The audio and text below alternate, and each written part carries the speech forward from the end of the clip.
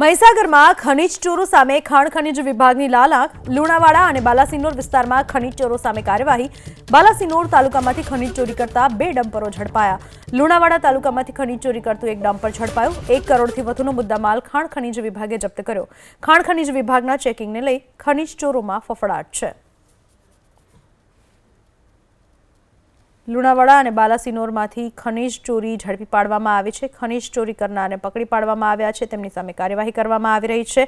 બાલાસિનોર તાલુકામાંથી ખનીજ ચોરી કરતા 2 ડમ્પરો ઝડપાયા. લુણાવાડા તાલુકામાંથી ખનીજ ચોરી કરતું 1 ડમ્પર ઝડપાયું.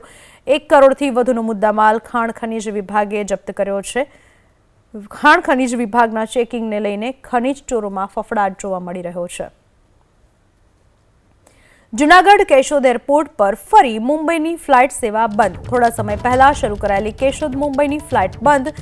દૈનિક 55થી વધુ મુસાફરોની ફ્લાઇટમાં થતી અવરજવર.